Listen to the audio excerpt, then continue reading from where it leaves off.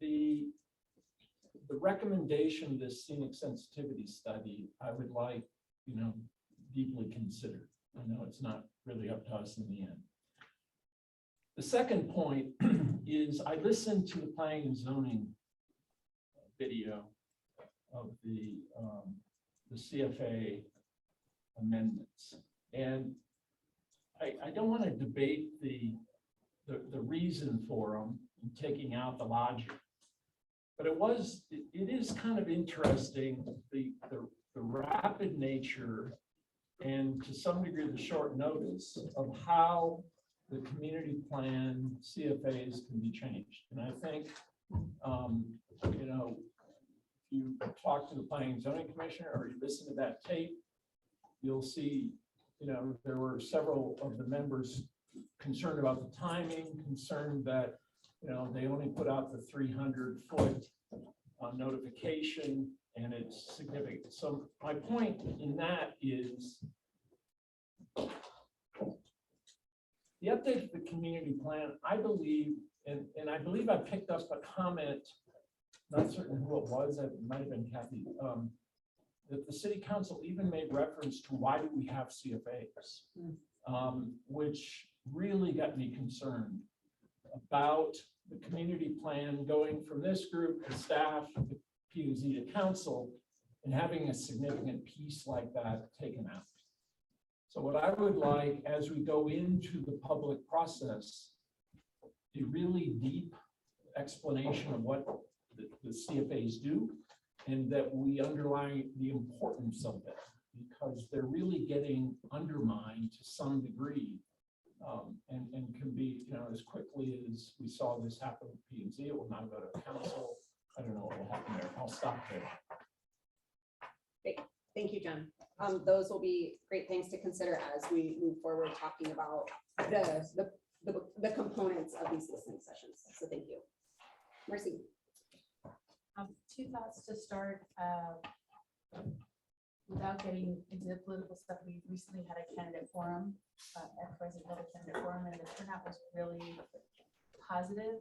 And I think indicative of a willingness and interest in members of the community to participate in the process. And so I just hope that we continue to focus on the communications plan for this process so that people know who to show up and where to show up, because I think we have a lot to say.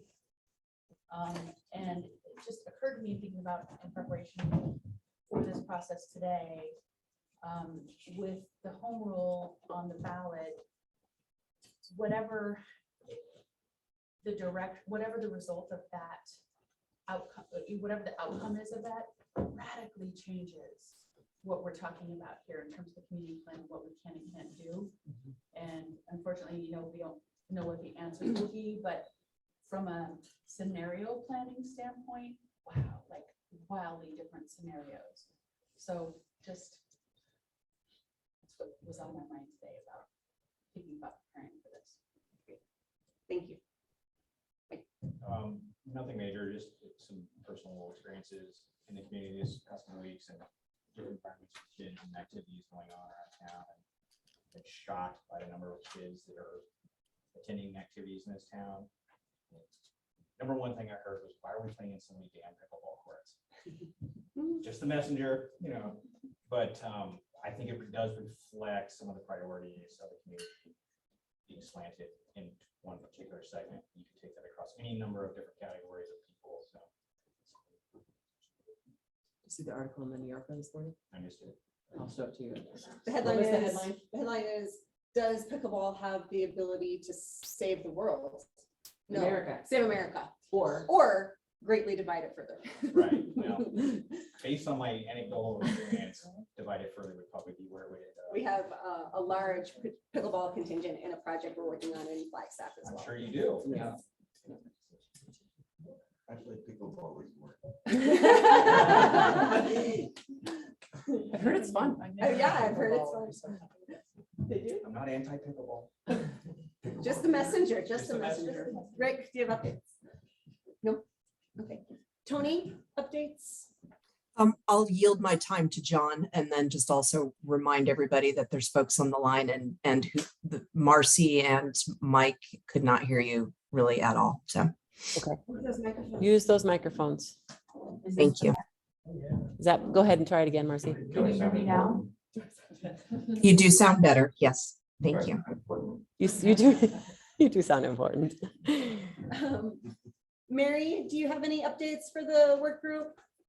Not particularly, other than to say that I'm sorry I can't be there in person because it's really hard to know who's speaking. That would be helpful also, Marcy. Maybe I didn't hear again, but I really was looking forward to hearing from you about your impressions of that, the candidate meeting at the library, which I did watch and listen to, and I thought it did go well. I wondered how many people were there, what your sense was.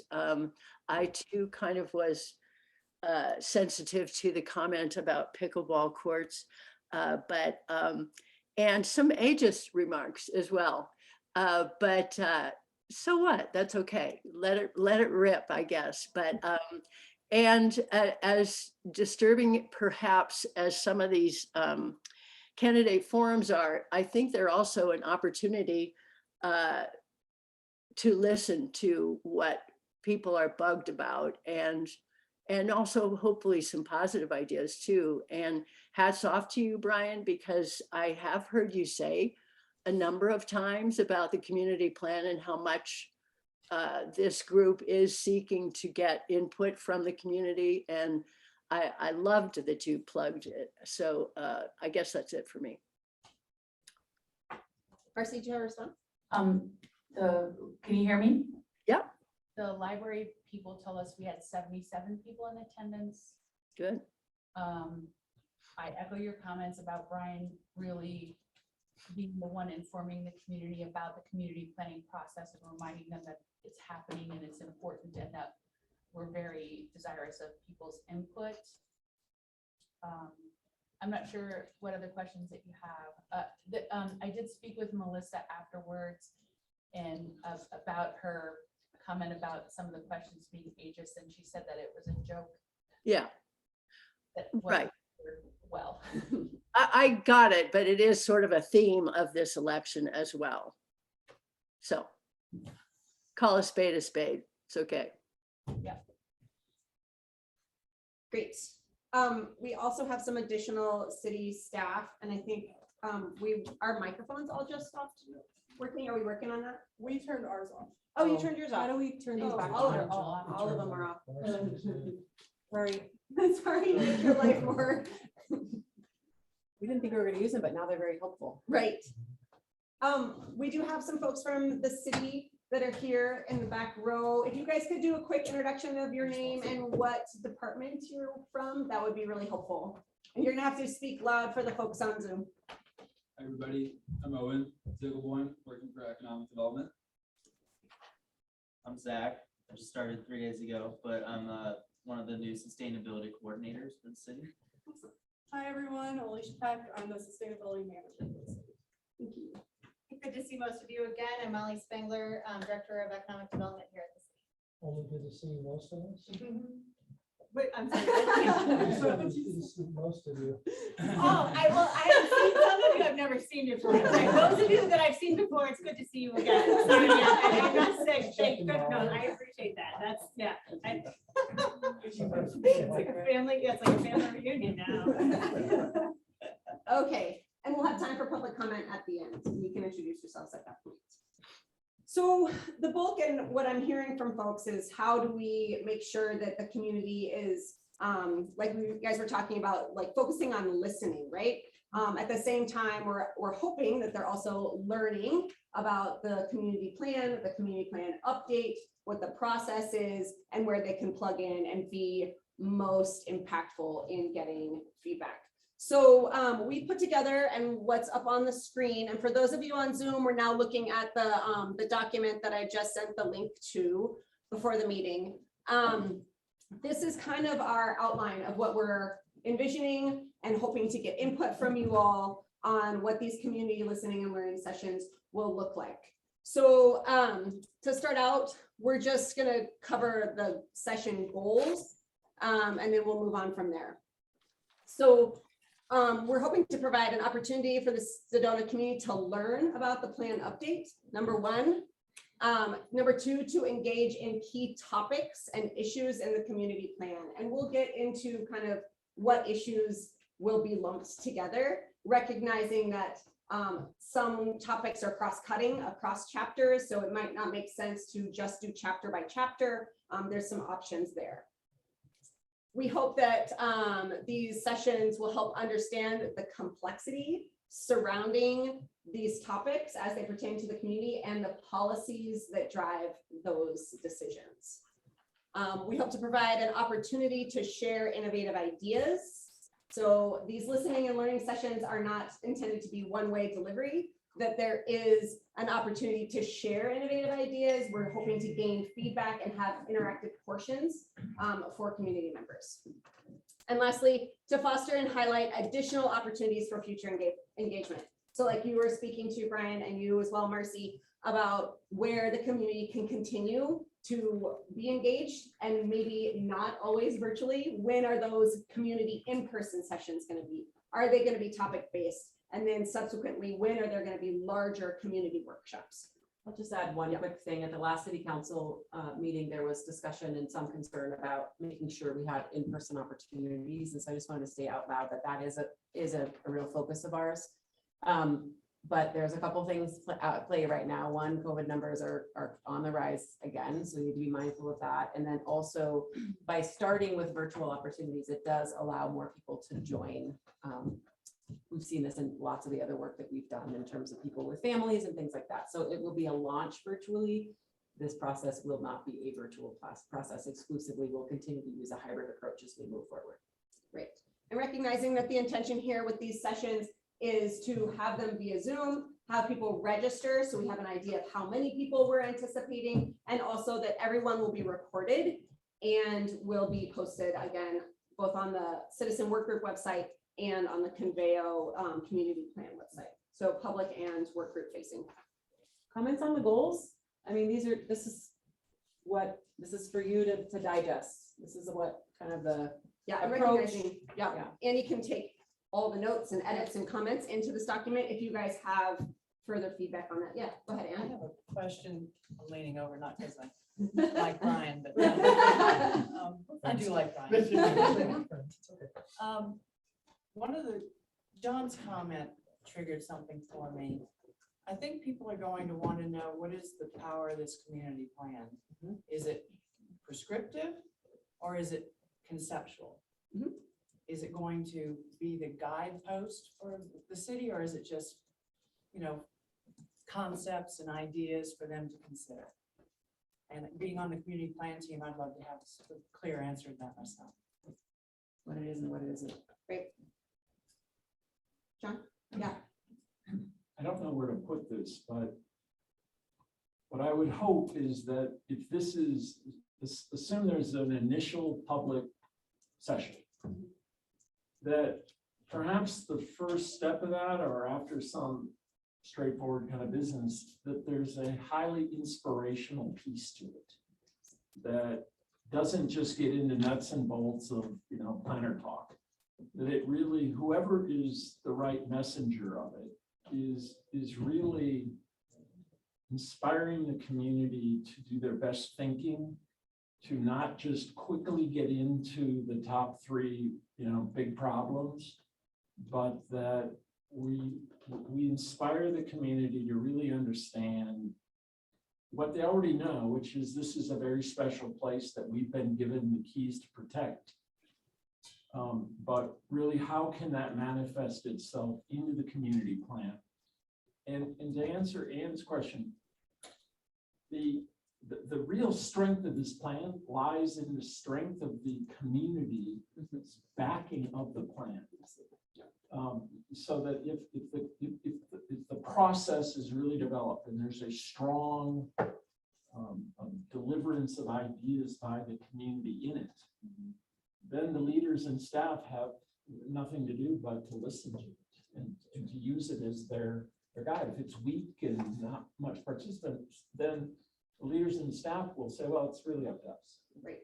So John, I have a follow-up question to that. And I love, I agree with you. Like, it can't be here's the plan, what are the big issues, put them in buckets. I mean, that's part of it, correct? Because that will lead to policy and deep dives, and out of that comes sparking new innovation.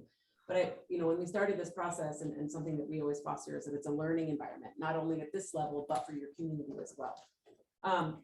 For this series of sessions, we have an hour and a half per session. And so I'm wondering how I think we almost sprinkle that in as this is to come. Because I think when we start diving into some of these focus groups, because this is going to highlight higher level things that need extra work, but we want it to be exciting and provocative to have them come back. And so I want your thoughts, all of your thoughts on how do we plant that seed of really great things to come, recognizing these first sessions are only an hour and a half long virtually. So I know that's long. If you don't get them in the first session, you're not going to get them in the second. Yeah. Yeah, I agree with that.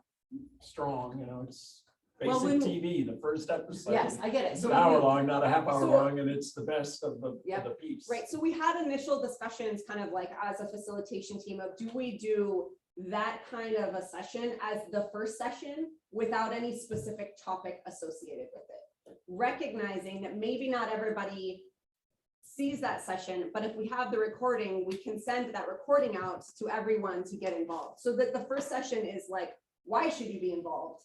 And then the subsequent sessions are, here's the topics to get involved in. So is any thoughts on that avenue or approach? I don't want to be the driver of this. I Right. just kind of plant that seed, Yes. and there are others here, so. In the last meeting, Cynthia said the first topic would be land use. And our reaction was, that's a snoozer. I mean, Right. why does people even need to understand what land use is? If you're talking planning lingo, that's not gonna trigger any good discussions, and that's too broad. It's too, Right. Others? Go ahead. Yeah. Can I get in line for feedback? Yeah, you're right after Mike. Yep. And then- It's a concept I anecdotally brought up one day to somebody, I don't remember, I think it was Tony I was talking to, but I almost feel like there needs, and I know this is what John's saying, we don't want to do, which is, here's the hot button topics, but no one's going to care about land use unless you say, here's the hot button topics, and this is what we're going to talk about, how land use can affect those topics. For each chapter, arts in the city, how does it affect this, how these things get affected, we need to kind of define their excitement for them, say, hey, look, make it relevant to them, go, this is why this matters, what it needs to be is the introduction. Not at the end of, after we go through all the deep dives and the zoning, you go, oh, that's why how this works. And the light bulb goes off 25 meetings later. It needs to be presented, I think, each one of these chapters. And this is kind of what we talked about at the very beginning about defining what this community plan is and what we're trying to accomplish. I think we need to kind of seriously identify some topics and then say, okay, here's the 5 things facing this community. Here's how this chapter applies. And then have the discussion and let them get their feedback so that so we go to we have these seminars or whatever we end up doing. And it's not thrown all over the place. It kind of corrals them to go, okay, we're talking about land use and how it affects these things. It's gonna be the same things for every chapter. It's just different things within that component to get them excited about land use. Because they understand why they're doing it, not just going through the hoops to discuss land use. Like the 5, why does it matter? Why does it matter? Yeah, and present that straight up. These are things that we're worried about in the community. Community, housing, go down the list, scenic viewpoints, okay, wherever they're defined, and then every single chapter hits those. And it also becomes benchmarks for the future over the 10-year implementation of, okay, land use, did we hit these topics or did we completely ignore those topics? Oops, Right. So make it exciting, pull the plan elements out Pull, later. pull the plan elements second. Right. Make the pitch first as to why this matters, and then go that route. Something along those lines. Thanks, Mike. Tony? I'm just going to reemphasize what everybody said. So I think you're only going to have, there's very few people that are going to be willing to go in for multiple sessions. So getting what you need from them in the first time should be the goal. I think the majority of feedback that we got, I would love to think that there's a ton of new undiscovered feedback out there, but there probably is a minimal amount of that. So getting people to respond to what we heard in the survey, again, stripping out words like land use and all that stuff, and getting them to respond to it. I think asking them the right questions is the thing I'd love to spend some time on, or to hear from all of you as to how you might ask that first kind of key question from them, right? Because that's really going to start the discussion. And I totally agree. Last thing around kind of starting off positive. And I would suggest people like Karen Osborne and Jess and Molly go in and I'm totally spacing. Is it Amelia? Sorry, folks from the city actually going in and doing that first 5 to 10 minute high energy aspirational intro that John is talking about to kind of set the tone for it. I think you're gonna have I think you're gonna spend most of your time managing people complaining, and we just need to be prepared for that too. But they're gonna say what they want to say, regardless of how we think this all wants to go. I suspect. Okay, thank you, Tony. Marcy? Just further to John's point, about, the pilot episode being whether you keep watching the show or not, the Right. trailer is what gets people to watch the pilot. And so we need to leverage the communications people in the city and whatever consultants that they use who are super creative to, do a soundbite to attract people to come and participate. Yeah. And make it inspirational and positive, like everyone has said before. I'd like to piggyback on that, because I share the same sentiment as what John and Marcy are talking about here.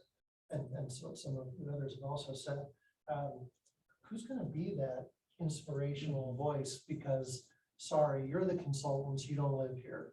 City staff, no offense, Jess, or anybody back here, right? I mean, it needs to be some credible, I think it needs to be some credible voices from the community, whether it's from this group or not, I'm ambivalent, but I just think that somebody that would be seen as apolitical, without an agenda, that can speak to the true importance of this needs to be the voice of the trailer and kicking this thing off. That's what sense. Sedona, aren't there some well-respected movie stars we can? Bring her back. Right. They did for Fossil Creek. That dancing. Oh, right. Yeah. This is gonna sound painful, but I think it's the 11 people in this room that probably need to do some sound bites. If you're not passionate, you wouldn't be here. So, And you're selected because you represent correct. a variety And of it's our community plan, it's their community.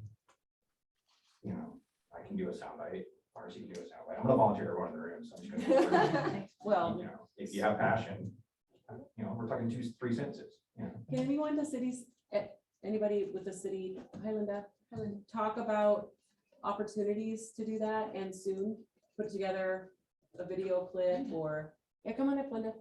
you can sit down low or you can sit up high. How you feeling today? More distance. I feel good, but I'll keep the chairs. Is there anybody from the city that can, we're just, there it is. Who would we need to, would it be Keegan? It would be our communication staff, yeah, or, either them or someone else that who's to be able to do that. Probably most recent production we did in-house was give us a summary of like the discussion. It was kind of a video clips and kind of produced. So Just by way of hands, who would be willing to do, remember, we're talking 30 seconds, right? People don't listen longer than that.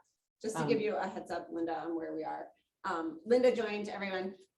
We are talking about these community listening and learning sessions and how to get people excited about attending. And so we're talking about the first one being episode 1, and we're talking about you guys helping do the trailer, which would be a 20-second soundbite where it was posed by Mike that You can blame him. that everyone from the work group could have a soundbite, recognizing that you guys are all part of this community and have different networks of people to get people excited about coming. Great, I like it. Excellent. So to Andy's point, who would be willing?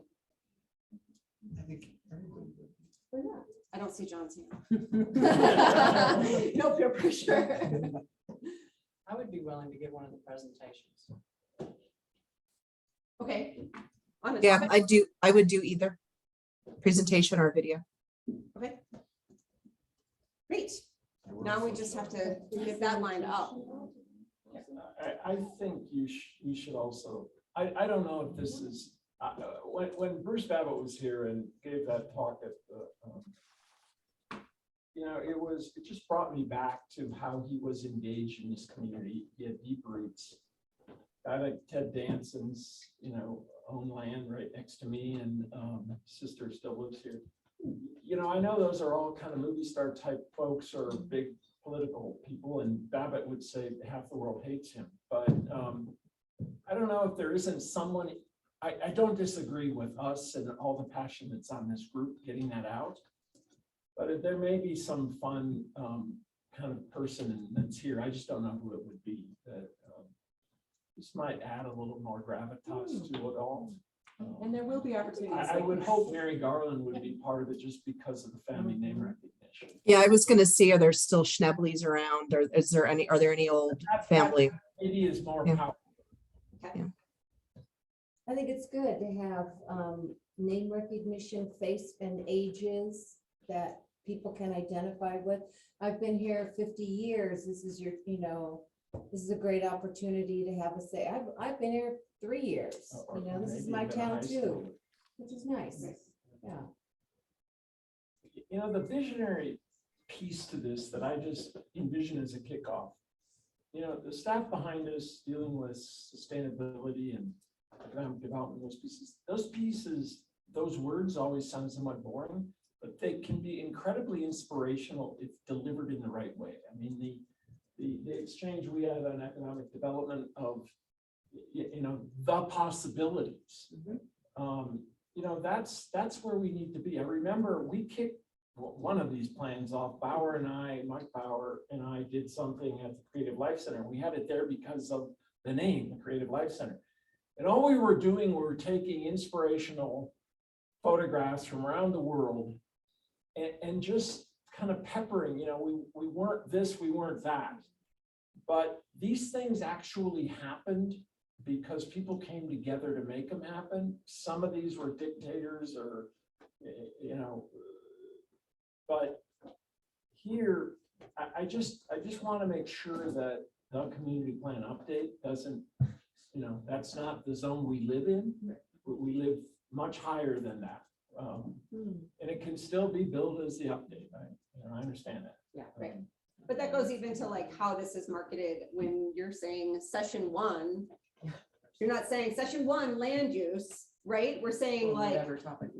or whatever topic is topic A or topic B or whatever, but that they're phrased in a way that makes sense and they're phrased in a way that is inspirational, that hits at those topics that people really care about and how that specific chapter affects those topics. So it doesn't necessarily need to be the chapter on and come to this listening and learning session, but it's phrased as, as a question even maybe, right? For each listening and learning session about something that gets at, the environment or economic diversity or land use. So that it is continuing down this road of being inspiring, creating a sense of people learning through and fostering dialogue. Okay. Those are great ideas. Thank you. Because we just put together a draft agenda and you guys have blown it out of the water. It's awesome. So again, and these are some things like we should take some of these bits that you guys, that Jessica has written down so diligently, that what these sessions will emphasize. And to your point that they should be aspirational, they should be imaginative and positive. They also are, rooted in knowledge and expertise from city staff as well as local residents who have expertise in that specific topic. We also want them to be transparent in communication and well documented so that this continues down this road of everybody knows who's involved, who's been involved, what topics have been covered. We're recording them and we're continuing to document this as we go. These sessions are also a welcoming atmosphere and that they're inclusive and accessible. So to your point that we know people are going to be complaining about, they're going to have questions about specific topics that are going to come up again and again, but we're continuing to frame it in a positive way. We're welcoming everyone. We have well-founded working agreements at the beginning, recognizing what the goals of these sessions are. We'll have respectful dialogue among and between participants. We've become very well versed in the virtual world of managing chat, etc. So that all communications across participants is respectful. And then last bullet there is that emphasize the importance of engaging as a community throughout the process. I saw your hand up, Ann. I love aspirational and innovative, but I think we also have to acknowledge the challenges that are ahead of us, we currently have. The housing issue, Like too many tourists. I mean, if we don't say that right out, they'll think we're in la la land. Right.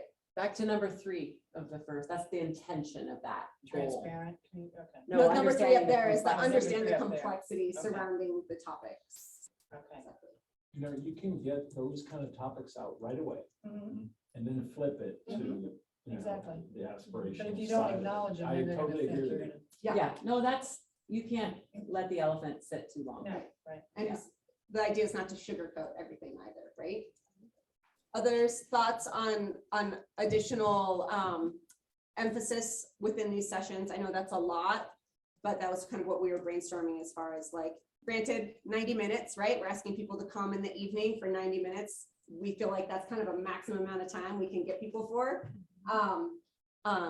And so it's a lot to emphasize, and it's a lot, there's a lot of goals for each session, excuse me. But that's kind of what we came up with, right? Doing it at the same time of day is likely to exclude certain working groups. So is there any thought around Yeah. having at least some alternative times available? Some would say the opposite, but that's good to hear from you. Sometimes it's consistent, but what do others think about that?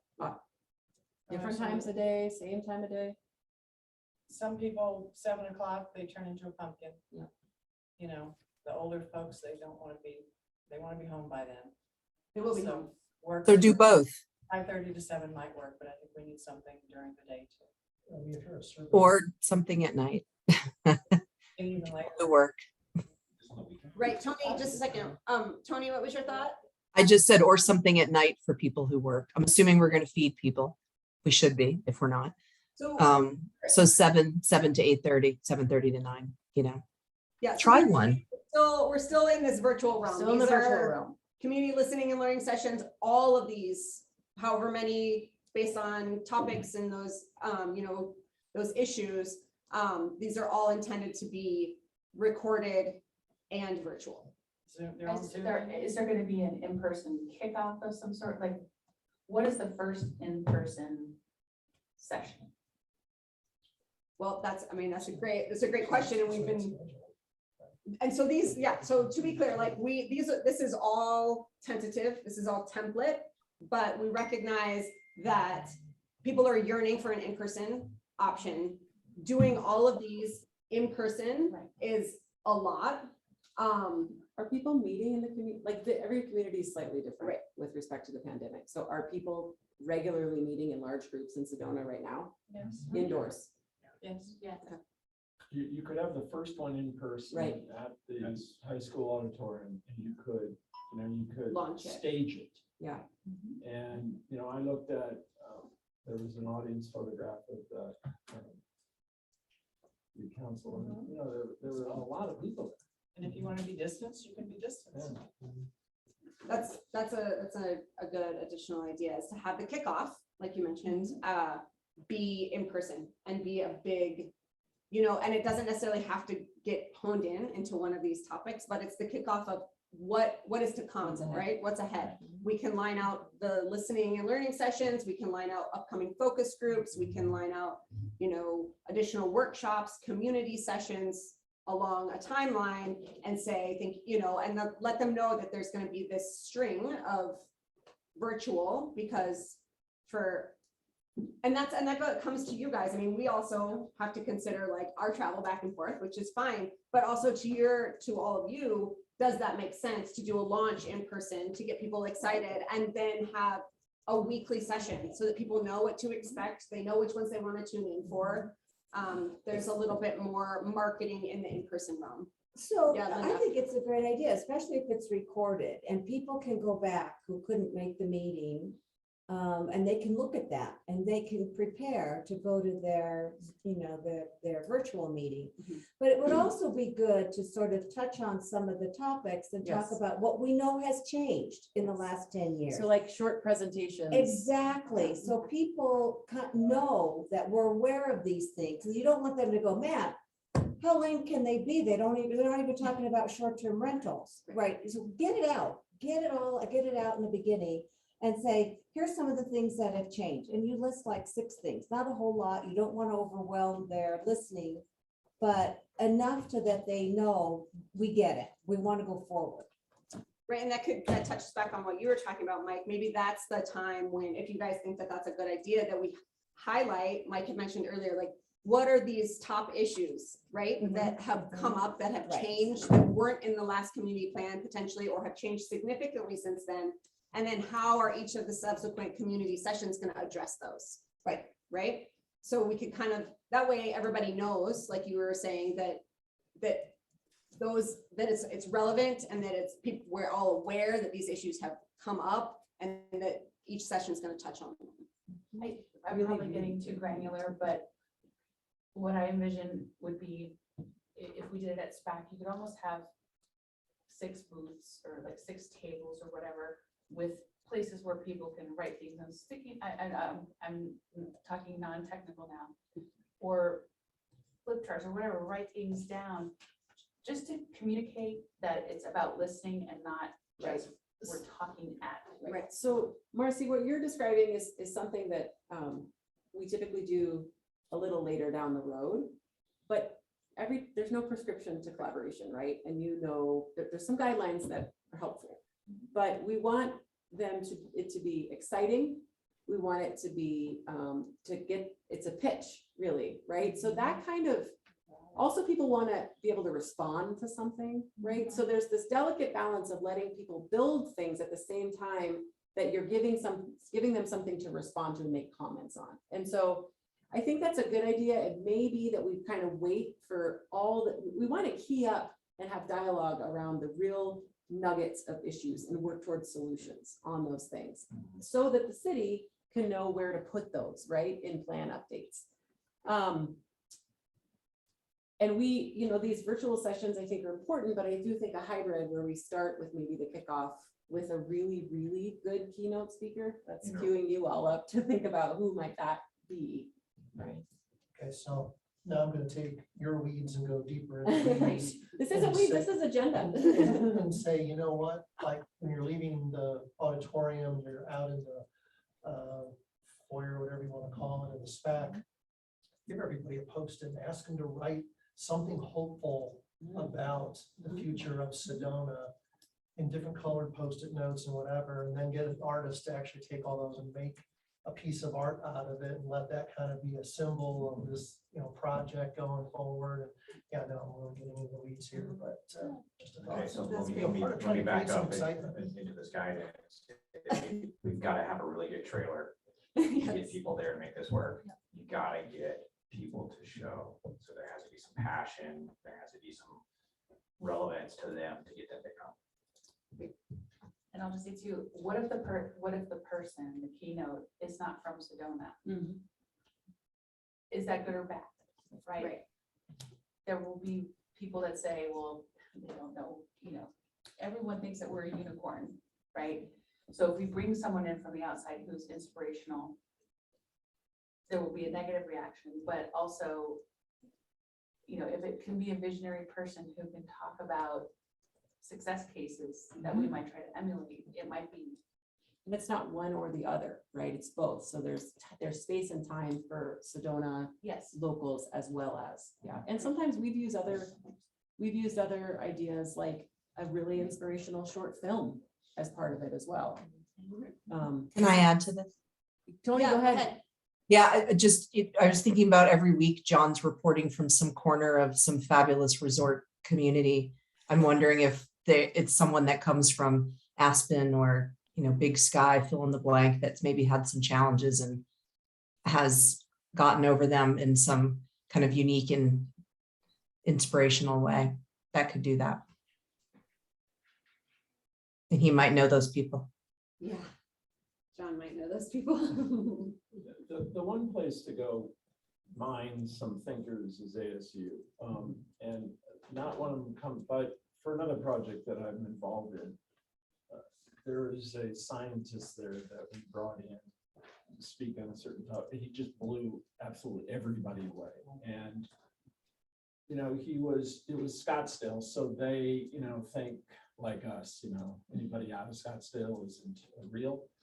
But and they hate ASU, quite frankly. But we brought this guy in and he blew everybody away. So I don't disagree with looking. The problem we have is timing. And Right. so what you're talking about now, I don't think you launch until you know, after Labor Day.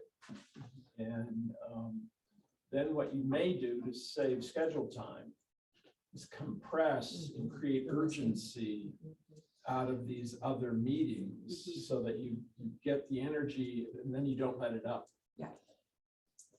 Just a quick, Jess, Yes. as you start to hear about doing it in a more robust, better way, you know, how does that feel about taking the, I mean, we always go slow to go fast later, kind of thing, you know? Are you nervously shifting or are you feeling okay over there? I love all the input. Yeah, and I think, city leadership, city council has said that this is a very important process. And I think the all this creative input is great. So I think, in fact, we'll get, getting this creative. You know, I'd much rather put time into having a good launch, good planning. Today, you know, we've been working on that housing advocacy group, this Rent Local program. And I said today, you know, I got to resurrect that horse we've already beaten to death and beat it some more, because if we don't turn over the rocks now, it's going to come back to bite us later. And the more we can answer now, the better it will be. And I think the more we can plan this, I think it'll pay off because people will be excited. I enjoyed that. I can't wait for the Zoom meetings. I'm being heard or whatever it is. I like what this person said. And I love the idea of what you said about bringing somebody in from one of the universities. We had brought in an architect years and years ago about what good workforce housing and affordable housing can look like. If you had a mere 3%, it was mind blowing that we don't have the imagination to know. And that's partly what our job is to share this vision and imagination. So that I think is really important. Can you share the name of who, tell us more about this? I mean, because it takes one amazing speaker to really get people excited. So if that's a person that, Yeah. oh, I'm sorry, Mike. Yeah, I was just thinking about scheduling, so can we got primary election, and then the following election, people tend to come back to town in October through May. So, I mean, to get the most amount of people there, people here year round, obviously, but, so are we talking about October? Are we talking about November? February?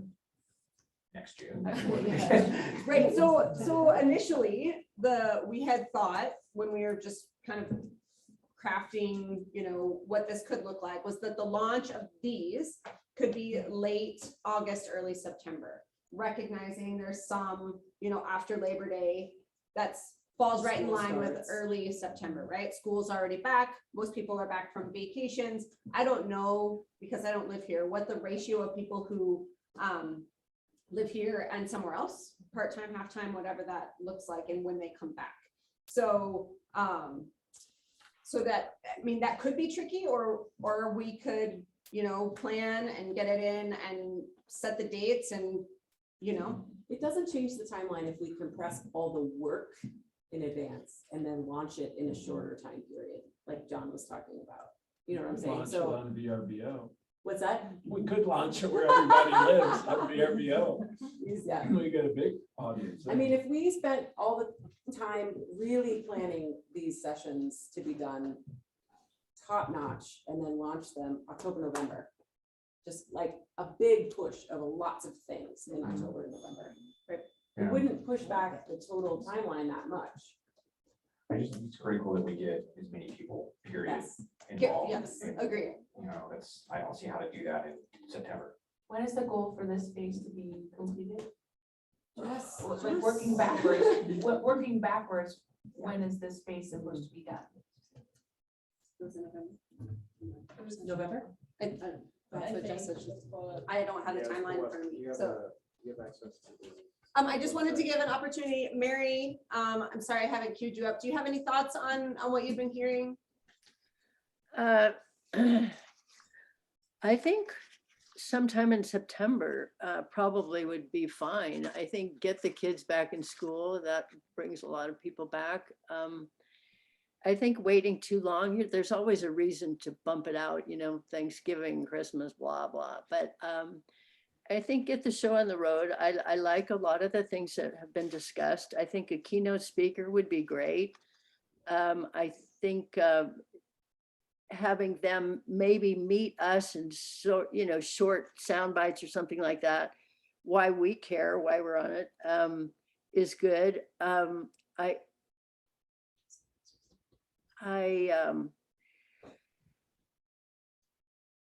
don't know. I think we're feeling it out in a very good way, and so I think it's good. Okay, well, we always know too, when we do community engagement and collaboration, that timelines are nice guidelines, but that it's hard to fit within the constraints of like a predetermined timeline, right? So phase 1 is supposed to wrap up end of September. Can you remind us what isn't included completely in Sure. phase 1? I used to know this like the back of my hand. Yeah, so provide education and awareness on the Sedona community plan, plan purpose, highlight the community vision, goals, and foundation of the plan, highlight the accomplishments. Those are those completed actions, as well as the issue identification, solicit input on the issues of concern and priorities over the next 10 years. Can all be done in a couple sessions. Well, that pretty much sums up where we get to for launch, right? So we could theoretically complete launch by September, right? I don't know what what are the subsections of phase 2, but all the things you just described are everything we're working on up to launch. Yes, but only this group. But only this group. So then we want to make sure that we're soliciting all that information from the listening and learning So we were sessions. supposed to have had all the community input by mid-September. The next step is to draft preliminary recommendations using input. That's what phase 2 is. So maybe Jesse can speak a little bit to this, but it seemed like there's an intent to have a bulk of the community input for the first round by end of September. The initial input, absolutely, right. Yeah, Before This is before we start getting input on draft. Yeah, right. So recognizing that, and then phase 2 is only a few months, goes till January. So that I misspeak. What are we supposed to accomplish in phase 2? Just to. Phase 2 is clarify community direction on the vision of goals, test and refine them to achieve community consensus, present preliminary recommendations such as changes to the goals or policies or policies, excuse me, and present draft implementation strategies. Right. I'm uncomfortable with pushing the schedule out further. We need to be hearing from the people that live in this community. We've said, you know, for 7 months now that they're going to have a chance to be heard, and they still haven't, other than that one survey that most people received. And if the findings that we gather through this initial phase actually lead us to wanting to ask more questions, I'd rather have the time to be able to do that than to be, you know, right now it just sounds like we are talking about possibly pushing this out for pursuit of perfection, right? Rather than something that is quite good instead. So that's my 2 cents. Well, I want to pick up on what Mary said, just to make sure you guys heard it, because you were, you know, doing other things, which happens. A keynote speaker, that would be fun and cool. But Mary said, letting them see who we are, who are the representatives in the room representing the residents of Sedona, introductions of each of us. I think that's a really good point. I'd like to add something there too. You know, I think that it needs to be emphasized and explained briefly, but that this is a 10-year vision, and then what is the strength of it? You know, who pays attention to it? explain that to them. And that it does guide the work of the city council and the mayor and so on and so forth. And, you know, some of those people change. So it keeps the city on a track that everyone has agreed to. And so all the more important that they give us their input on what's important. Absolutely. Are we planning on using some audio visuals for this? Because we can accomplish a lot. They want to see who's on it, put all of our faces, boom. In a couple seconds, we're off. And here's who it is. I mean, I don't want to spend a lot of time on those things. I don't want to say, you know, and here they are. But there are a lot of things we can show, you know, and we can put the top priorities up there from the survey. We can put, once we hit that priority, what are 3 big things that have changed? Yeah. And they can see it and, you know, and then they can hear it, which is a great way for them to receive information, and it holds their attention. We can have beautiful visuals up there of ideas and, you know, that we haven't considered. So yeah, I mean, I would just say that would be, you know, I think that, I mean, what it is and what it isn't, how it's used, all of that could be on the, you know, like a really well done PowerPoint, or not PowerPoint, but you know. Yeah, what I'm saying. presentation. Yeah. And we have done in a lot of the, these types of meetings that we've done in other venues, is that we would ask all of you to be part of the welcome, right? So that everyone in the community can find someone that they identify with, or ideally multiple people that they can identify with, right? But if there's someone that they don't particularly agree with, but they see someone that they do like standing right next to them, welcoming them to this process, that can be powerful as well. So yes, the role of the working group is a powerful thing within the community, and we would encourage all of you to, you know, volunteer to be a part of. And we're gonna need your help. Right. Sounds like we need a t-shirt. Yeah, we're gonna need your help. We're not 100% reflective of the community. So there are a lot of people who will look at all of our pictures and be like, oh, I'm gonna be here, you know, and turn them off. Right. Turn them off. But it's not us writing the community plan. It's not us. Right. We're just helping guide the process to update it. I'm You just saying, know. I'm happy to help as much as I can and be a spokesperson or whatever, but I don't think it should be about us. No, I Yeah. completely Yeah. agree. No, I agree with that, but I also think it's important that they realize it's not the secret star chamber Right. charting. Yes. this Right, it's not the city. city and an Because office. right now, there's a perception out there by certain elements of this town that it's this secret cabal that's gonna control everything, and it's like, no, we're actually waiting for you to come talk to us, and to Brian's point, we need to get it going, we need to get talking, and we need to have this, I think it's in September, like you're saying. What happened with replacing Mike Burley, by the way? Monica Garland. and Monica's on vacation, so she's not present, but she, Monica and Ernie were the two that were unable to attend today, either virtually or in person. You know, I was thinking if it's helpful to get ready for this big kickoff, the big rally, as I like to call it. We could have a work session and put together one piece of it, knowing that each topic might follow that, you know, so we can get all of our input in at that point, instead of pulling it apart as we see it, because we didn't have input on that. And we could have, like, you know, 3-hour work session and come here and just kind of put something, doesn't have to be pretty. We're just getting the information in and how it could flow. Well, and that's what we have, you know, we have this running notes document for each topic, and just to get ideas on paper on what we want to. And like we talked about earlier, maybe it's not called land use, maybe it's not called, you know, what makes sense, and we would key up the community through the kickoff event to help us understand what are the top 5 things that you want to learn about, and then they pull plan elements from that later. But I think that's really important, because we are going to need your help to, like, Linda, take a stab at thinking about what the housing agenda listening and learning session would look like. What are the most important things that we would work with you on that? You know, Brian, help us with, so we're going to need that help from you all. Right. Yeah. So when we think about timing for kickoff, and then we can go to a break before we continue, just because it's nice to get up and stretch your legs. Kickoff around I don't know what day of the week the 10th is of September for the actual big kickoff meeting. I'm saying around. I don't know what that week Yeah, looks like. mid-September. Mid-September. What are good days of the week? This is the in-person. I'll be So- gone mid-September to mid-October, so don't count on me. Early September. How does the week after Labor Day look? Great. Good. It's the other New Year. What is the other New Year? It is. For this kickoff in person, so we're talking about the kickoff in person first.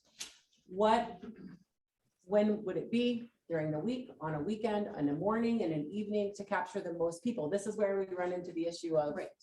Now, it will be televised and or recorded, so that's good. Thoughts on that? You know your community. Brian, what day of the week was the League of Women Voter? The turnout was great on that. That was like a Wednesday night, I Yeah, think. or a midweek. Thursday. Midweek. Wednesday, okay. So recognizing this Wednesdays can be tricky with council and with things.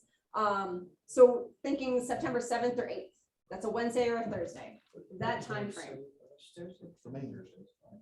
Either one works for me. Okay. Evening?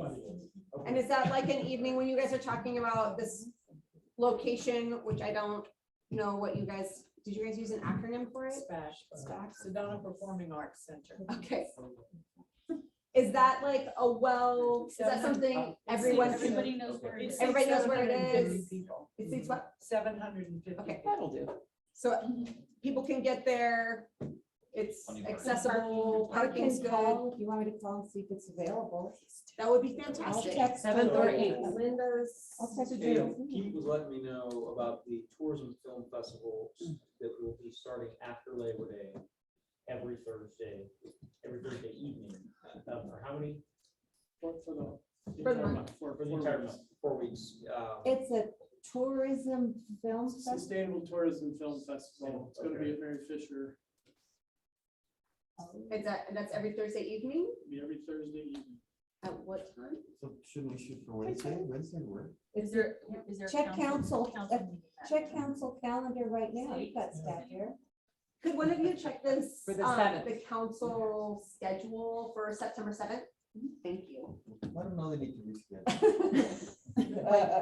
Makes sense. And Pete, when does that tourism Hold on. thing start? Go ahead, Mary. When does Pete's Film Festival start? Pete's Film Festival. It's yours now, Pete. We have two happenings. It's Sedona Film Festival, and it's gonna start on the 8th. On the And I 8th. didn't put it in my calendar, and I think we called it at 5 o'clock, but. I'm We'll not get in there exactly before sure. that. It's gonna be better than the film festival. Which is that same venue. Oh, and that's at Mary Fisher, right? Correct. Right. Can I see for the No, seventh it's not. and the eighth? It's just a con. We'll see when. Just I the know. 7th, because the I'll do 8th. both. Right. I think it could couple very nicely or lead. I'm sorry to input here, and I'll ask your permission to do that. Go ahead, sure. Thank you. Mhm. There's some almost to John's point, there's some very beautiful films about sustainable tourism issues that are happening around the world. And they've been curated. We're gonna pick 4 nights of them. One night's gonna be a bunch of shorts, the other's gonna be feature films. Filmmakers we're gonna have some filmmaker discussions afterwards. There's gonna be one panel, locally focused panel. I think it could actually couple tremendously with your work. And in one sense, it could be a preview or an issue generating thing before the outreach happens, or it could couple with it. So it just need, I couldn't sit here and not say anything. So, because I think they actually could couple quite beautifully. Yeah, I think it would be a nice tie-in, to say the least. Yeah.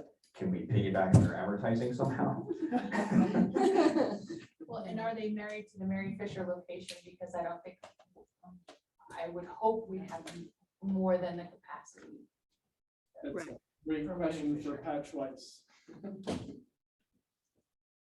Okay, so lots of opportunities for, we're finding out about the city council meeting on the 7th. This is something that's happening on the 8th. You said the time frame is 5 o'clock. I believe they start at 5. Okay. So How somehow, long is it, Pete? It'll be for a couple hours every Thursday night. I just texted her. See, I Okay. checked on both. For the high nights. school auditorium. Will not be a city council meeting on the 7th because Tuesday is the 6th and that's the first Tuesday. Okay, we're good. Okay, so Wednesday the 7th could be. So 5:30 for to the 7, launch. like how evening time as well? Yes. Early evening, okay.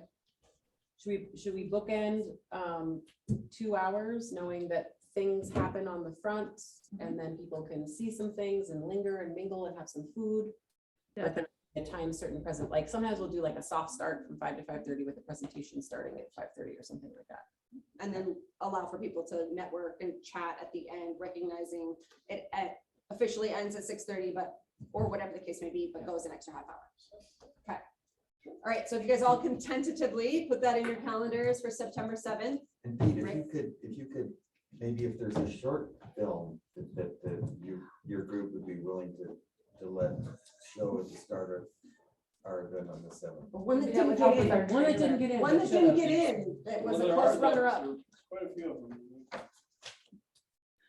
Good thing you brought all this up. Now we're really needing your help. I don't think you want to start with a film particularly. I think that soft start should be very soft and people should be invited to come, and there's always the meet and greet. That's an important part, I think, of just getting them into the SPAC. And, you know, there can be more of that on the way out, but something welcoming and I don't know, some snacks, beverages, I don't know, just get people there. And anyway, I'm thinking about that we could get some assistance with for this event. You guys have such a thing? No. We don't have flags now. We don't have an events planner? We need one. Yeah. Yes. Yeah, I mean, we have Very much so. communications with our staff. Okay. So, yeah. Can we rely on you all to help us with some of the planning of this to make sure it's Sure. and great boots on the ground? Maybe what you could think about is creating a volunteer corps that parallels with us. Because this is, you know, that would be another way to engage more. And like the people that attend these meetings every month. No. You. Yes. No, but I'm talking about Nancy, Rob Dunst, and some of these other lovely people that come. Front row, Mary. Okay, we're gonna take 5-minute break. And we have some more things to discuss regarding these community listening sessions, and then some things to talk about regarding some emerging issues. So 5 minutes, bathrooms, I think, are out in the foyer. Women's on the right, men's on the left.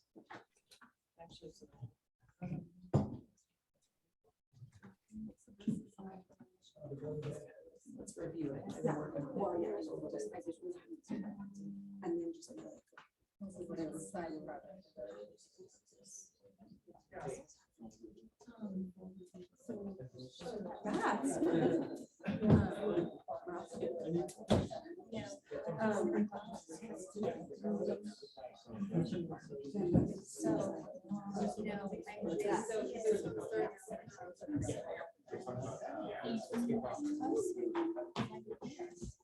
Did you see the smoke when it just kind of enveloped our neighborhood? Like, what? I need to go back to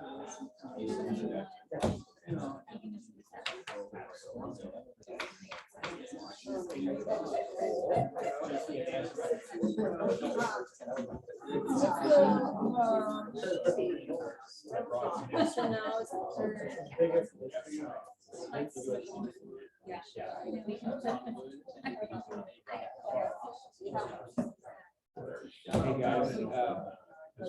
are. Oh, hey.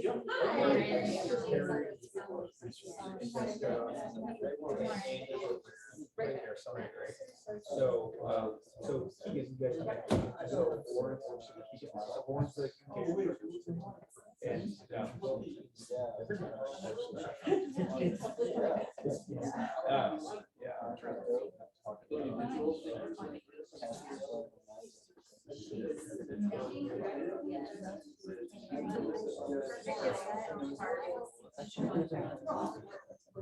Yeah.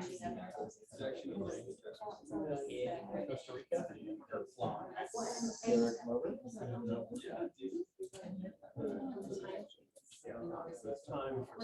So when is this? I was gonna offer you support, but I.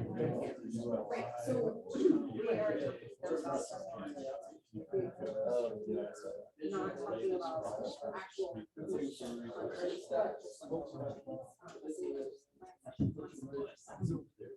So I was just finding out.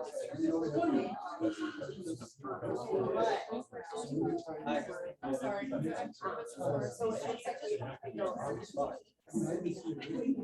It's not sweat. So Marcy is. So yeah, that's kind of where we are.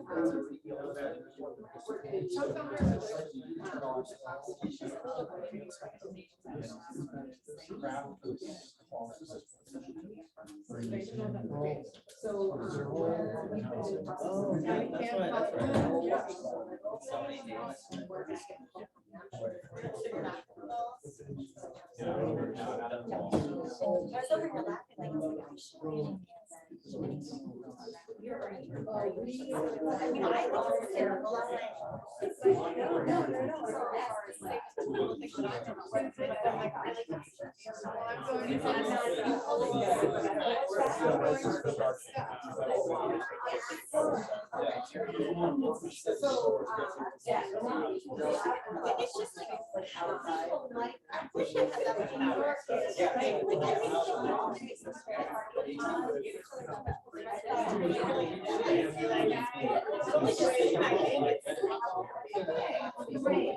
You're all about.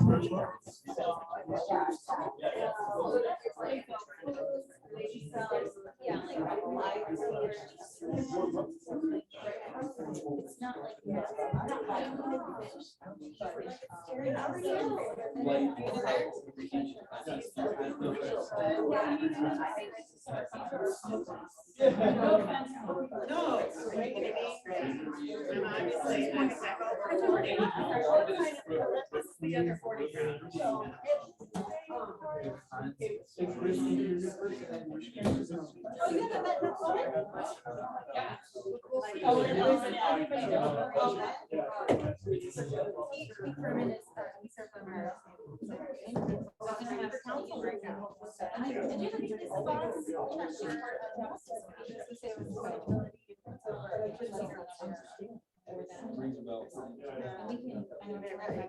It's a better app, but no, yeah. She's great. Since she took over. She'll email me.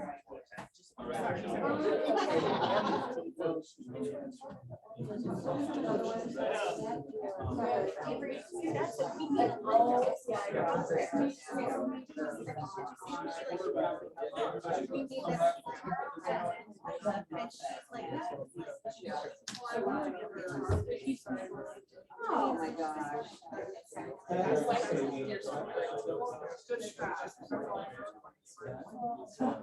And then when it came in, it was like everywhere. Yeah. That's what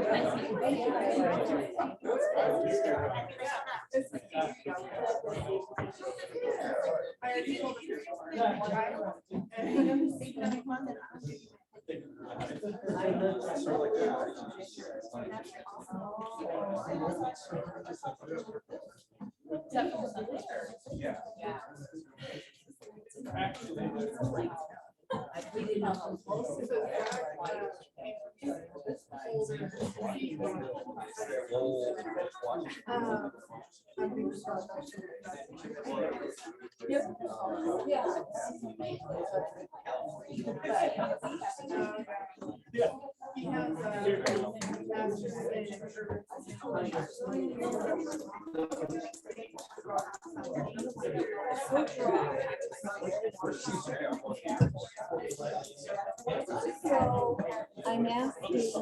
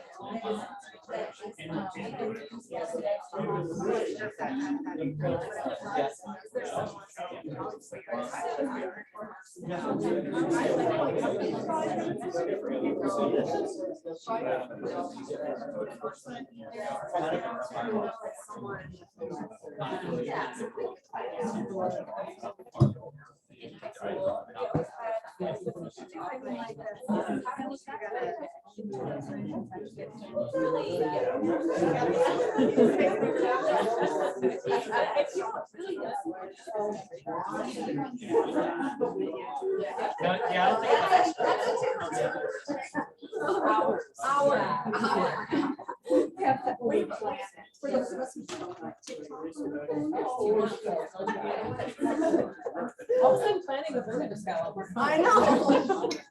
So these are. Yeah, right.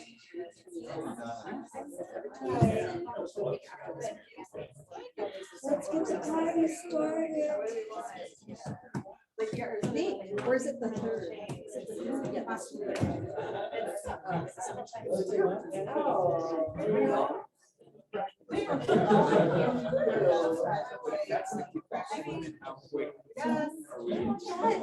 right, so this is not.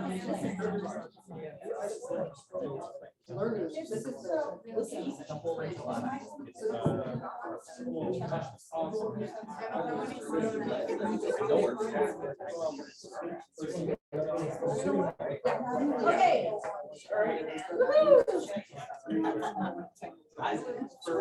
where we get all our.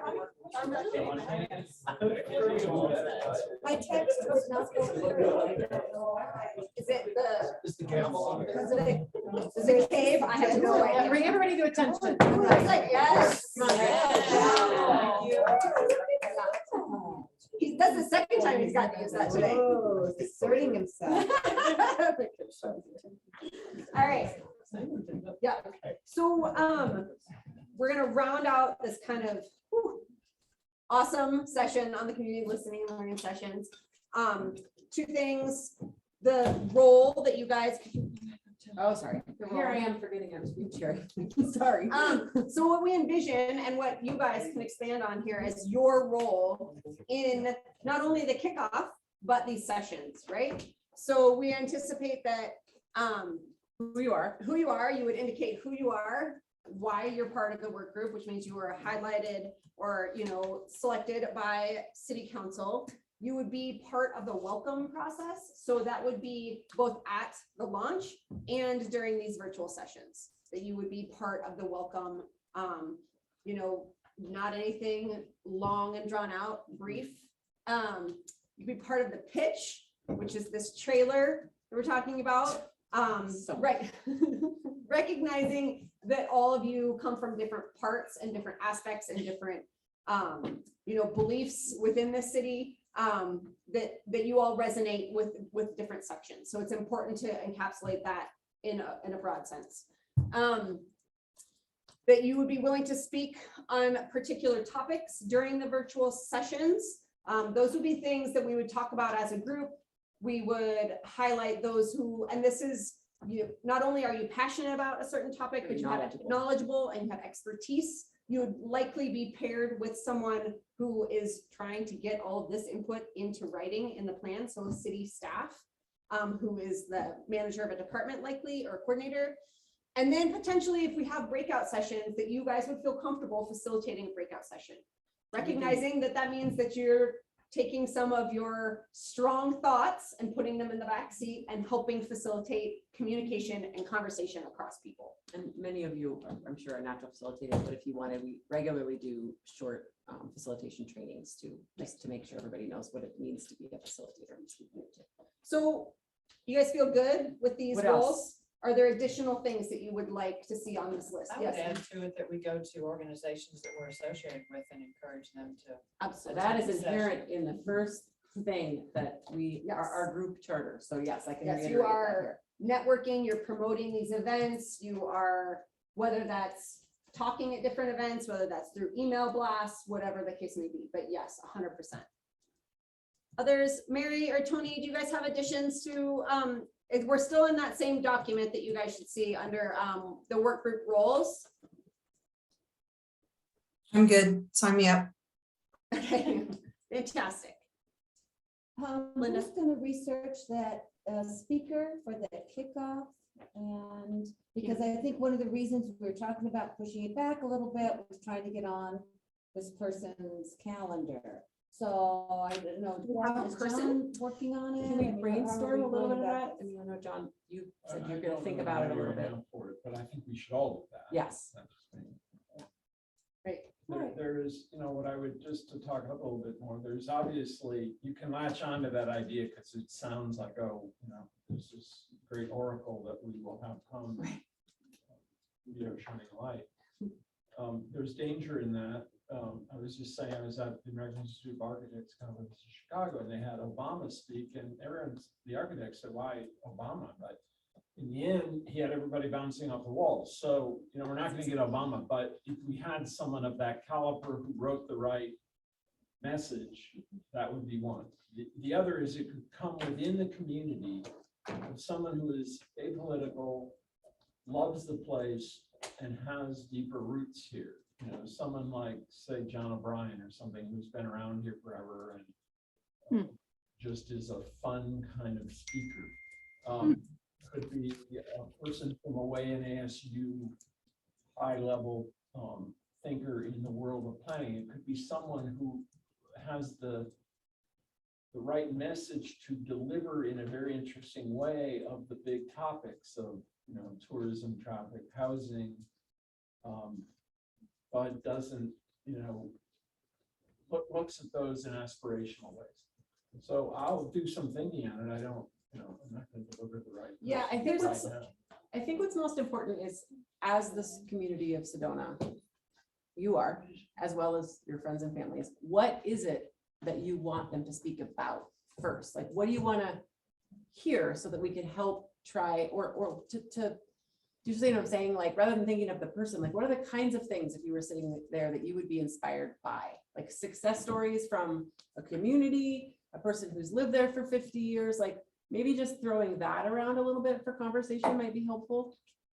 I think it would be, my personal opinion would be, it would be great to have someone who's a little farther down the road than we are in a similarly situated community that has accomplished some awesome things, if that exists. So my, and That's I'll a get good to you, and so this is, albeit like a loose suggestion, I counter to someone who has lots of experience and someone who's lived here for 50 years, or is there someone in the 30 to 40-year-old range who lives here and has aspirations for what Sedona could be? We need like our own Greta. Right, Right. something like that. So I think about that too. Is there someone who is highly active in the community who, people know because of their networking or whatever it could be in that particular, not longevity, not tons of expertise, but just someone who loves this place? What about a high school student? Greta was a high school student when she started. That's good. Something like that. Yeah, Linda.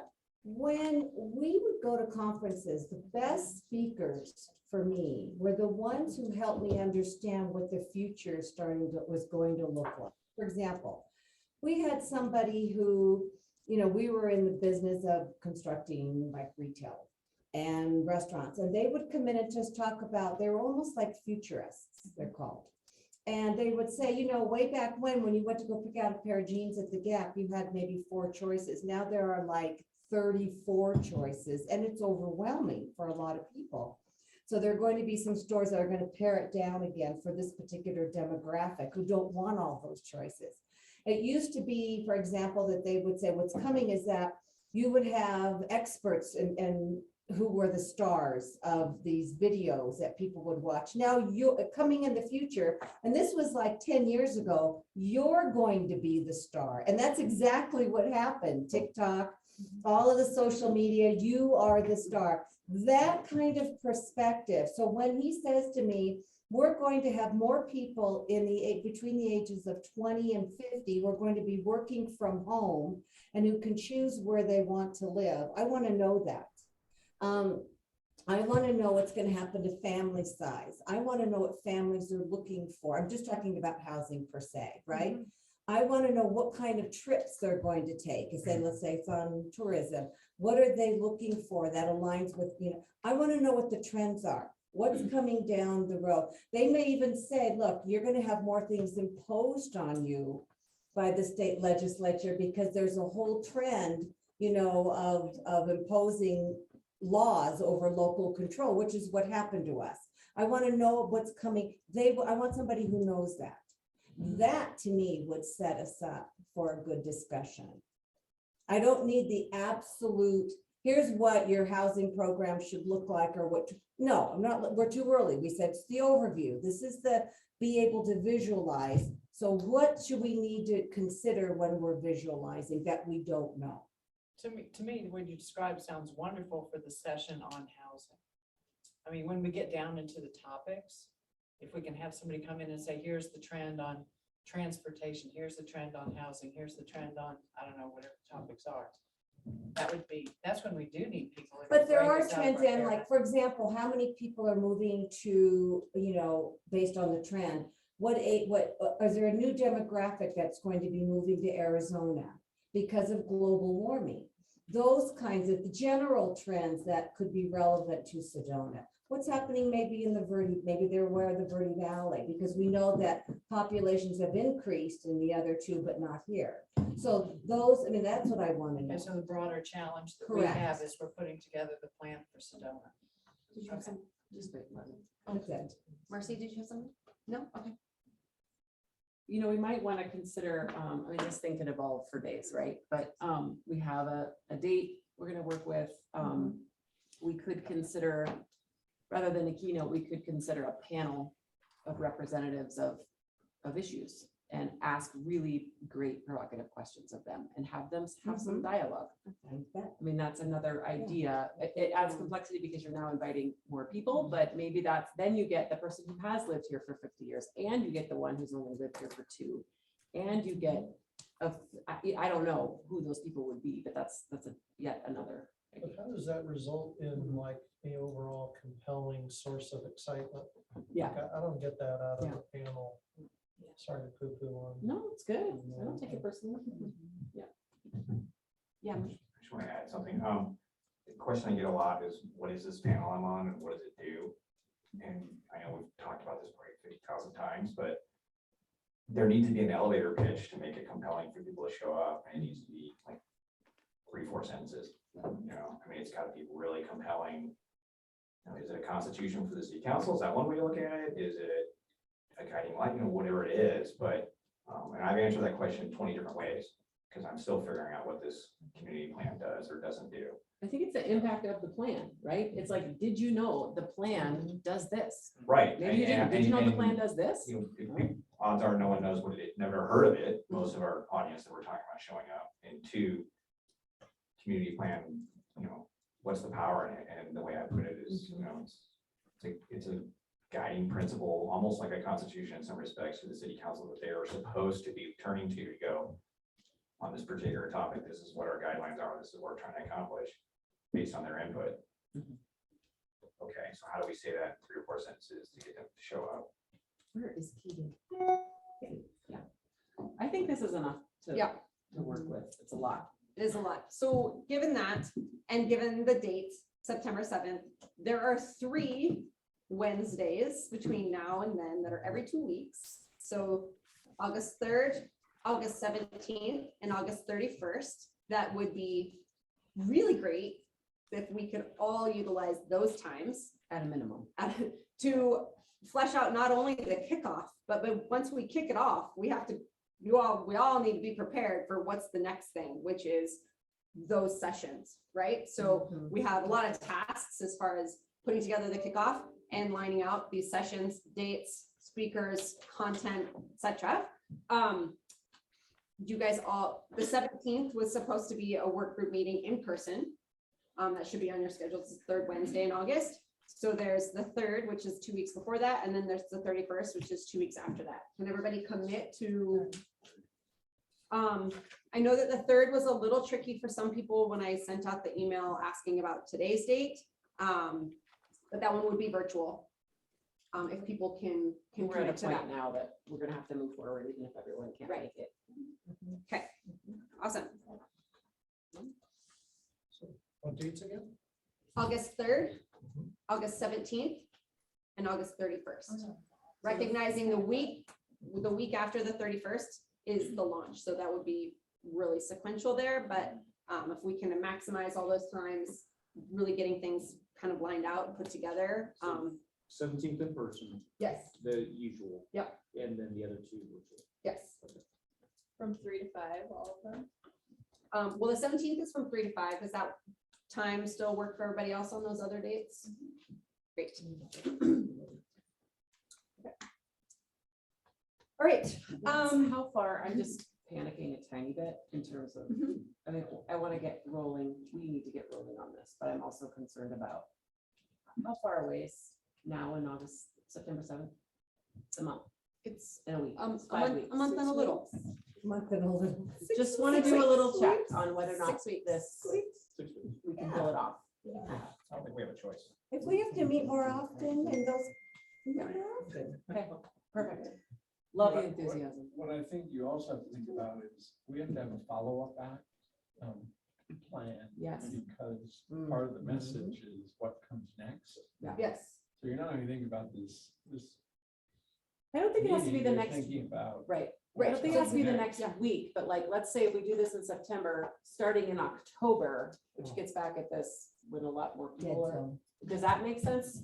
So we launch the listening sessions, let's say like October 1 kind of thing. So we have the event in September. It's coming soon, October 1st or what, whatever. That's not too far out, not like 3 months from now, we'll get back to you. But that does give us a little bit of slush time in between there. So it's next month or even next month. Yeah, okay. Getting that, Jessica, notes. It's in the paper now. It is. Okay. Okay, so we have 25 minutes. Because we have some folks who are not here to talk about the communication plan update and the outreach because they are, Cynthia is out on a, yep, and we have, she's out with a family emergency. Keegan is out with a different kind of emergency.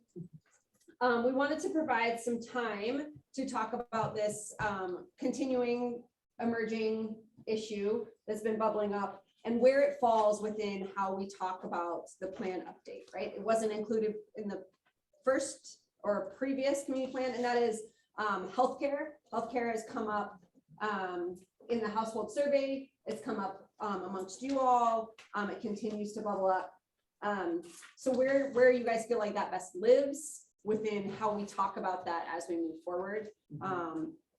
Is that best plugged in and kind of economic diversity and providing, because it probably also fits in the community section. It's actually mentioned in the community. Yeah, I think it's strong in the community section. It's, yeah, it's like needs to be stronger. number 11, no, it's number 13 on page 107.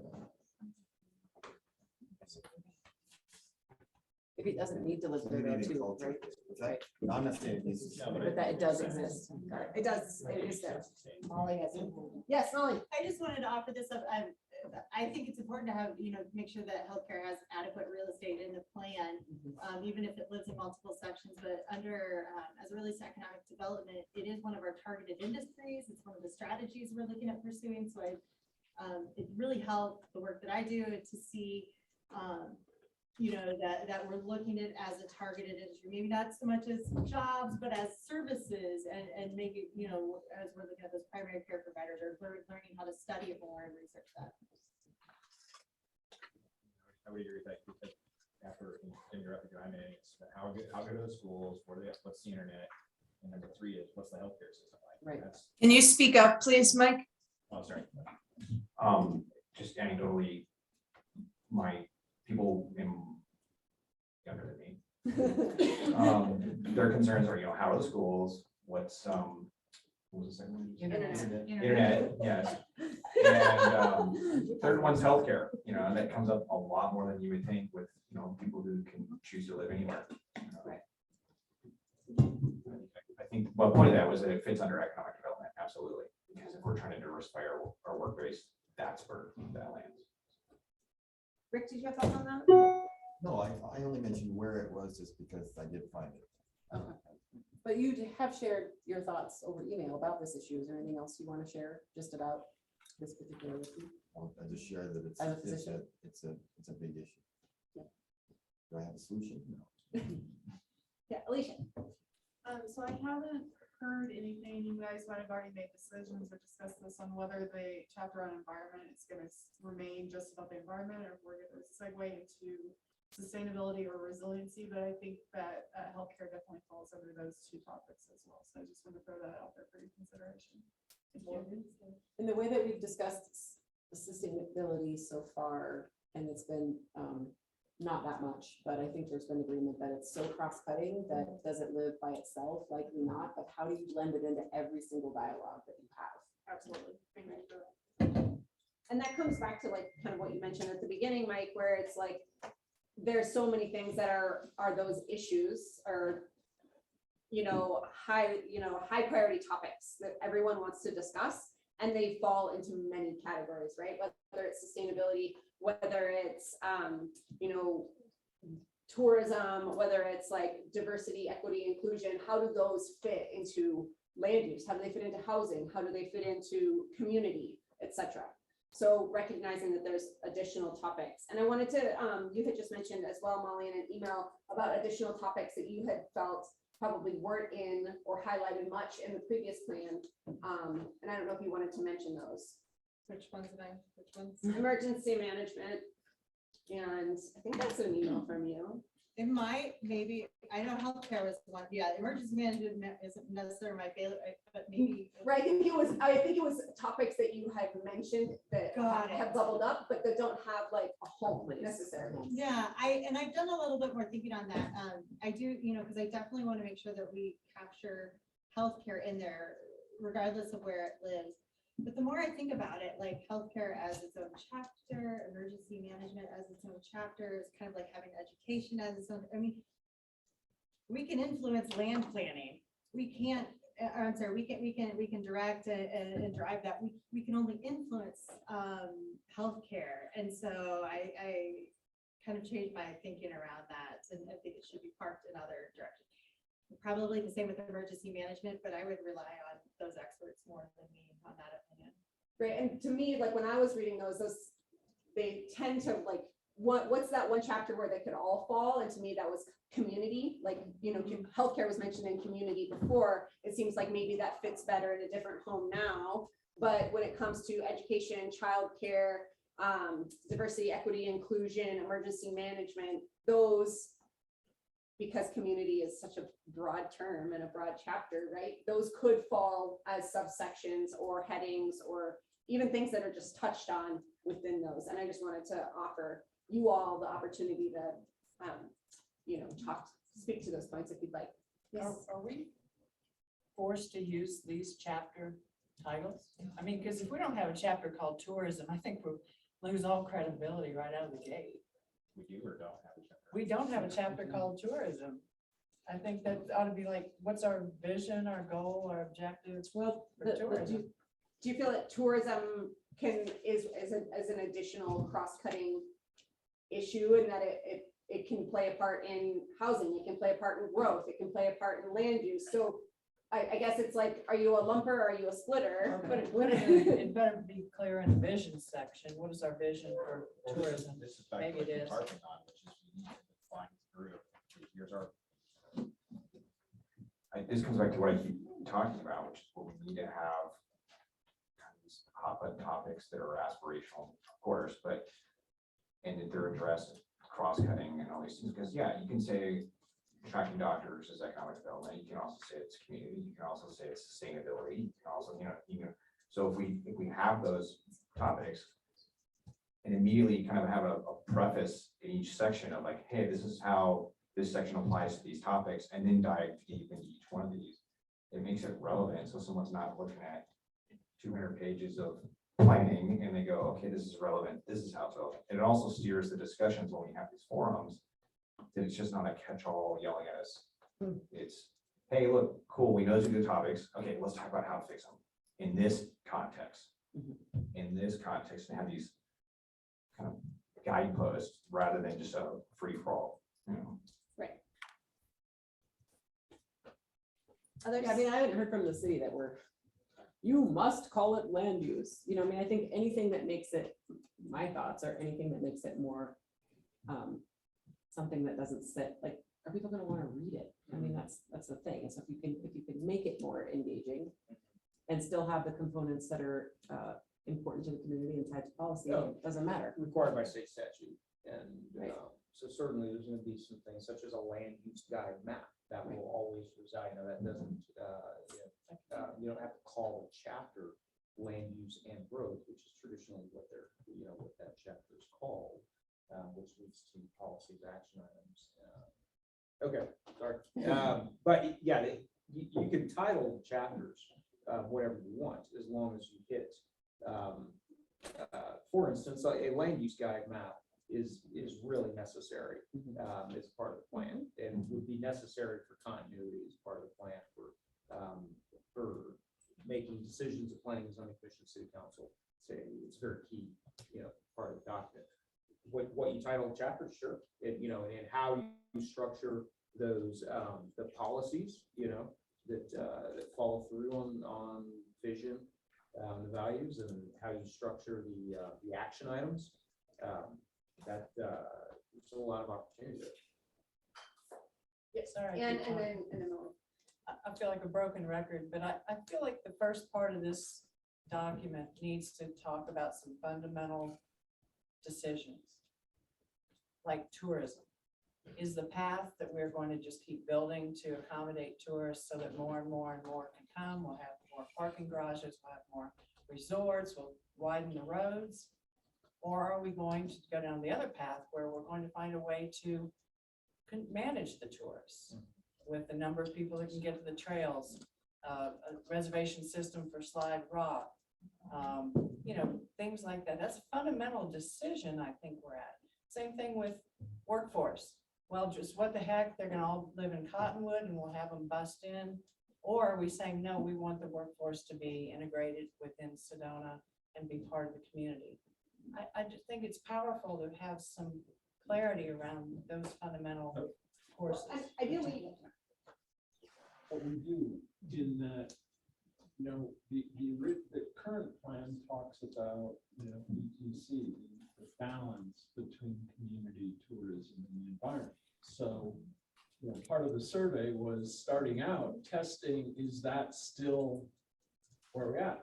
I don't know that we've conclusively said that, but as this goes forward, as the community discussion, not just this, the process that I guess we're helping drive needs to ratify that or change it. And I just, I sometimes bring back history, but last community plan, we talked about this and we said, do we really want to simply embrace tourism and just admit it's taken over the city? And now say, okay, now let's figure that out. Or we want to push it away and say, okay, tourism should be coming here to just observe an incredible community that works together. And they're like, peeking in behind the curtain to see, like we do when we travel the world. We go to Europe or we go to Spain or we go wherever, and you come and find yourself in a little village. It's like you're an observer in that village and you kind of stay away from the tourist traps, right? So I think all of that is part of the process. So as we get into these listening sessions and things, the result should be a clarification of, what is that balance that we're looking for? Are we back at this? And is that, are those three buckets widened? And as we talk about change, you know, what has been thrust upon us or what has changed, you know, the healthcare issue has gotten somewhat dire, and quite frankly, I don't think that was really ever even talked about. We had, 10 years ago, we had a spanking new healthcare building out there with extra land, and you know, it was a good thing. Now it's, who knows? So I mean, if those things were teed up at the kickoff, these are the fundamental conversations we need to have. And that's what's going to be done in the work sessions for those topics. So come to those to voice your opinion about. Are we all gonna have to go to Flagstaff for our doctors, or are we going to find a way to get the doctors to come back? Mike, did you have One more time. I think it was John that may have said this at the very beginning, but this is a good time to kind of remind, you're just sitting here thinking that we need to be careful about making this plan about things that we can plan and affect versus feel good statements, you know, aspirational statements that never really do anything. And I think this is all good and this is all spot on, but I want to hammer that point home too, is this is a plan. This isn't an aspiration for, you know, perfection. It's just, okay, here's our topics. Can we do this? Just keep that in mind as we're going on, so we don't get kind of lost in the wilderness of writing this thing and coming up with topics to be covered. Marcy? So do we have the buckets do we have the topics? Have we decided that the chapters are the same? Because, you know, we talked about getting ready for the event on the 7th, but we need to be ready for the events after. So when we're presenting on the 7th, we can say, here are the 6 sessions that are going to follow. Great. So 3 work sessions between now and the 7th. That's what we have to decide. And that's going to be the bulk of this first one, right? Is like, we can't start planning the whole thing unless we have the idea of what are these topics, right? So that this conversation cues that up. And so that you all are going to be thinking about what are these topics and how do they affect every chapter that exists now, recognizing there could be future chapters, or the chapter names could change and things can move from one to the next, right? But that's what we want to be thinking about for that work session, that first work session on the 3rd.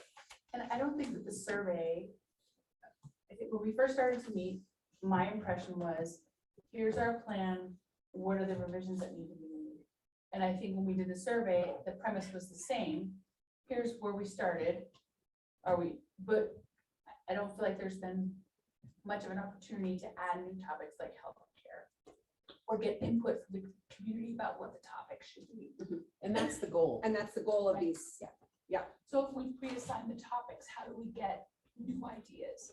Right. So that's where these sessions are interactive, right? We have the presentation, and then we have question and answer, and then we have this interactive activity, which that will be designed, but with the help of you all, of what's missing, what didn't get talked about, what are things that need to be expanded upon, so that we're continuing to ask that kind of feedback, so that then through all these, we can ideally get to what you had mentioned, John, and to your point, and how do the vision statements change, if at all? How do the values change, if at all? Without prescribing it to the community on the front end, we're asking questions that help populate that on the back. But do we leave a couple of 1 or 2 sessions of the 5 or 6 that we're going to have open until we've had the first few to see what those new ideas are?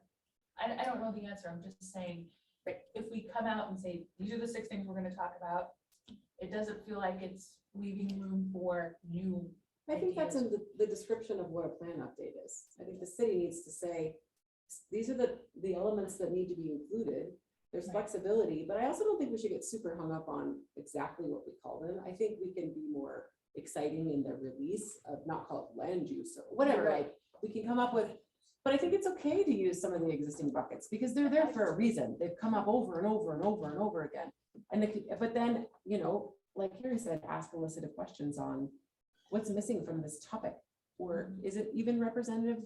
Like we already talked about that as it relates to environmental development, which is what it was, excuse me, economic development, had slip of the tongue. I think we said that those 2 words together might mean something different to Right, someone else. Yeah. So is We've it, already talked about- economic sustainability, or is it economic diversity? Like even just the name of something can steer people in how they think about it. Well, and that's what I was gonna say, and whether it's a bucket or a chapter or a hook, I mean, I think like talking about things in the terms of quality of life or community and economic vitality, because that can mean trails, it can mean healthcare. I mean, and I think like kind of that tips, kind of gets to Marcy's point, and then also helps us, I mean, better informed. I mean, that's a lot of times when I have discussions around it, that's, you know, we try to talk about it around that, and it's amazing what comes up sometimes. Okay. So lots to chew on, lots to like really get us started for the next one. I'm gonna let Linda go, and then I want to make sure that we leave some time for public comment. September 7th is available. I asked her to hold it. So the city Fantastic. can start calling, can contact Jennifer Chilton and fill out the paperwork. What time frame did you give her? I didn't give her, we just have it the whole day. When it's available, it's available. We'll be there at noon. Just let her know. Okay, great. Thank you so much for that, Linda. All right, so now we have a venue. So it's legit. It's happening. See what we accomplished. I know. Okay, so I'm gonna leave time for public comment. If you have any, please introduce yourself and then make your comment. Yeah, this is this is Mark. Beginning of the session, I wrote down a few words, and Anne really brought it up as being important. Hold on 1 second, Mark. People are having a hard time. How about I just, oh, here we go. That's a great idea. I don't know where Where's the microphone? Go ahead. Go ahead, Mark. So anyway, the 6 words that I really think we need to get out of the people in the first session, and Anne kind of brought it up. Are we in favor of growth, or do we want to kind of push back on growth? Are we looking at redevelopment with higher density, or is that not something people would favor? Are we looking at preservation of open space or use of that for other things? Are we in favor of more lodging, or is that something the community wouldn't want? Are we looking for affordable housing, or are we looking at more community infill? So I think those ideas are things that we need to get out of the people at the very first session, because they're really kind of, what direction are we setting for all these different buckets that we're now going to talk about? And just another suggestion on a keynote speaker, I was wondering if one of the activists from Telluride that was in the Forever Wild documentary might be helpful, just because they had a vision and a plan, and they're nearby, and that might be valuable. I think we have the producer from that film in town. That might be another choice. That's all I got. Hey, Mark, was growth your Uber category for all those things you listed after, or does it stand for something else that's not those things? It kind of fits into all those other categories. It's really, do we want to, growth seems to be the mission statement of most communities, businesses, and everything else. Is that really what we're aiming for? We're trying to be bigger, better, or are we trying to step back from that and try to have some stability, given that we're really constrained by the by the environment we're in? Thanks, Mark. Thank you, Mark. Thanks. Yes, that's it. John Johnson, I just want to throw in another name for you to think about, and that's Patrick Schweiss. I can't think of anybody more beloved in our town by everybody, less political, and he can certainly inspire. Thank you. Anybody else? Yep, go ahead. Yeah, Nancy Rothguns. I want to tell you how inspiring it is to be here and listen to all of you. I wasn't sure what I was doing in these meetings, but I just kept coming. I find it very inspiring and exciting to me, because it never occurred to me to look at my town in the sense of, what do I want here?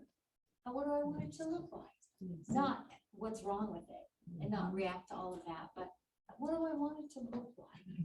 And that's really what you guys are talking about. And I wanted to say that I think I'm kind of in a late life crisis here. I've decided that my purpose in this listening to you guys is to share with the artists in town, because we need to remember them. I always thought of Sedona as the gem of Arizona because of its arts. And the artists need to know what you guys are talking about. So I think I will try and connect with them. And I wanted to say that some time ago, we did a Kennedy forum, and we did it kind of differently. You walked into the forum and there was a baby grand piano and someone was just playing. And on all the walls was artwork. And in the screen was a lot of the artists that you've seen and well known. And then there was also music that was played. There's been at least 20 songs written about Sedona, you know, that you could play just in the entry, just coming in. And the comedian, John O'Brien, would be hysterical because he knows so much. So I'm just adding all of those thoughts to Thank you. Thank you. Anybody else? Comedian might be a good way to get us out of the negative, right? That's true. Right. I just want to be mindful of time. It does look like there is potentially a wedding.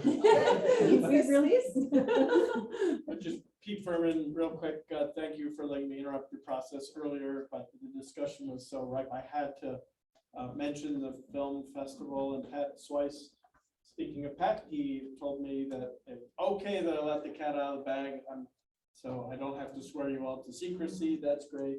And he also laughed at me and he said the film times in Mary Fisher are 4 and 7, and we have yet to choose, but 4 tends to work earlier because of panel discussions after. So, but there'll be more coming out. I think you'll see the advertising begin for the festival in August.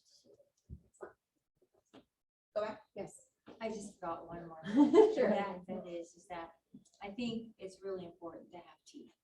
To have teeth to this, teeth to this CFAs, all of it, because otherwise, why are we doing it? So we have to make up a list of teeth. What kind of teeth do you want? Thank you. All right. Thank you all. We will be sending out the Zoom info for the meeting on the 3rd. We'll see you in person on the 17th, and we'll have notes coming as well. Oh, yes. Yeah. Thank you. Thank you all. Thanks, team. I didn't get to